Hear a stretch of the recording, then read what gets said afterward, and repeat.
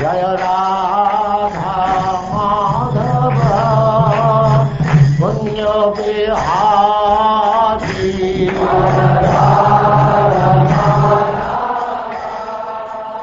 And now chapter 76, the battle between Salva and the Vrsnis.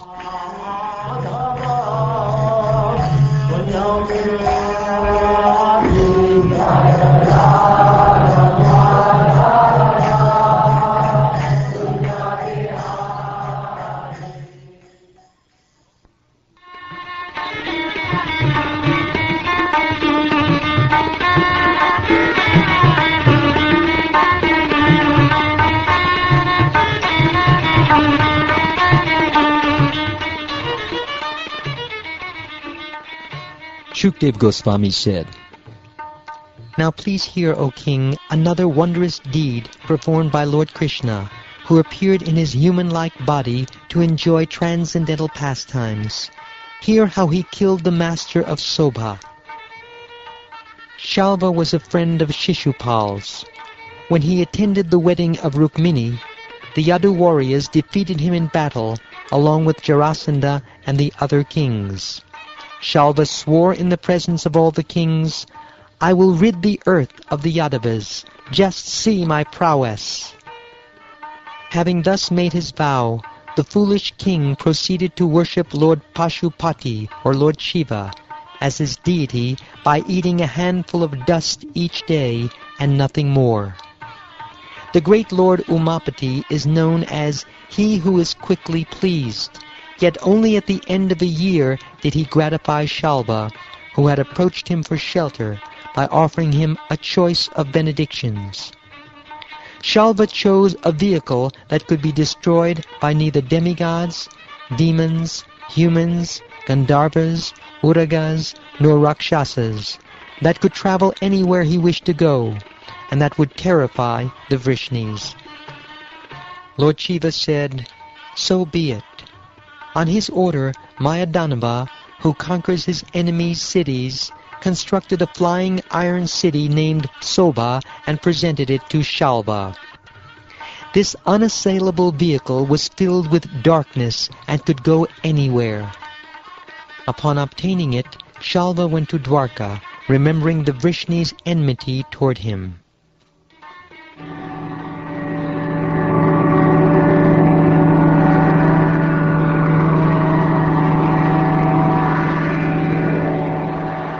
Salva besieged the city with a large army, O best of the Bharatas, decimating the outlying parks and gardens, the mansions along with their observatories, towering gateways and surrounding walls, and also the public recreational areas. From his excellent airship, he threw down a torrent of weapons, including stones, tree trunks, thunderbolts, snakes, and hailstones. A fierce whirlwind arose and blanketed all directions with dust.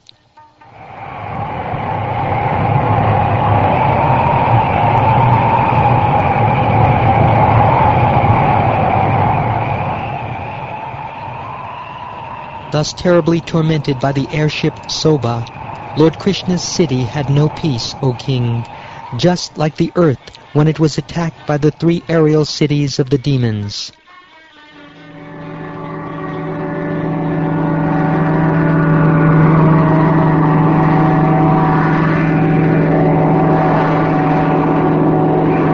Seeing his subjects so harassed, the glorious and heroic Lord Pradyumna told them, "Do not fear," and mounted his chariot. The chief commanders of the chariot warriors, Satyaki, Charudeshna, Samba, Akrura, and his younger brothers, along with Hardikya, Banuvinda, Gada, Shuka, and Sarana, went out of the city with many other eminent bowmen, all girded in armor and protected by contingents of soldiers riding on chariots, elephants, and horses, and also by companies of infantry. A tumultuous hair-raising battle then commenced between Salva's forces and the Yadus. It equaled the great battles between the demons and the demigods. With his divine weapons, Pradyumna instantly destroyed all of Shalva's magic illusions, in the same way that the warm rays of the sun dissipate the darkness of the night. Lord Pradyumna's arrows all had gold shafts, iron heads, and perfectly smooth joints. With 25 of them, he struck down Shalva's commander-in-chief, Dyuman, and with 100 he struck Shalva himself. Then he pierced Shalva's officers with 1 arrow each, his chariot drivers with 10 arrows each, and his horses and other carriers with 3 arrows each.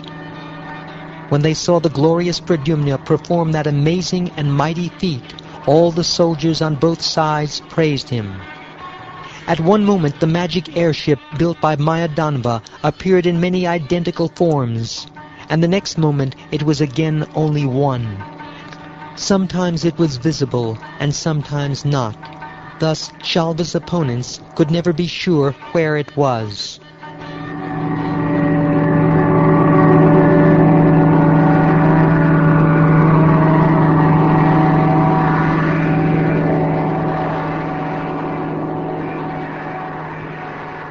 From one moment to the next, the Soba airship appeared on the earth, in the sky, on a mountain peak, or in the water.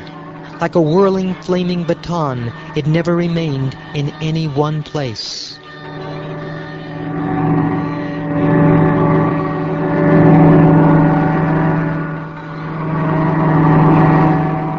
Wherever Shalva would appear with his Soba ship and his army, there the Yadu commanders would shoot their arrows. Shalva became bewildered upon seeing his army and aerial city thus harassed by his enemies' arrows, which struck like fire and the sun, and were as intolerable as snake venom.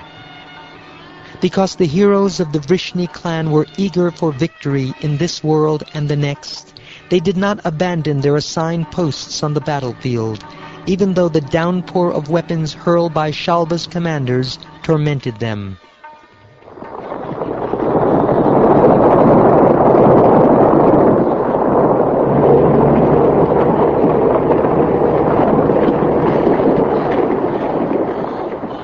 Shalva's minister Dyuman, previously wounded by Sri Pradyumna, now ran up to him and, roaring loudly, struck him with his club of black steel. Pradyumna's driver, the son of Daruka, thought that his valiant master's chest had been shattered by the club. Knowing well his religious duty, he removed Pradyumna from the battlefield. Quickly regaining consciousness, Lord Krishna's son Pradyumna said to his charioteer, "O driver, this is abominable, for me to have been removed from the battlefield. Except for me, no one born in the Yadu dynasty has ever been known to abandon the battlefield. My reputation has now been stained by a driver who thinks like a eunuch. What will I say to my fathers, Ram and Keshava, when I return to them after having simply fled the battle? What can I tell them that will befit my honor? Certainly my sisters-in-law will laugh at me and say, 'Oh, hero, tell us how in the world your enemies turned you into such a coward in battle.'" O long-lived one, I have done this knowing full well my prescribed duty. O my lord, the chariot driver must protect the master of the chariot when he is in danger, and the master must also protect his driver. With this rule in mind, I removed you from the battlefield, since you had been struck unconscious by your enemy's club, and I thought you were seriously injured.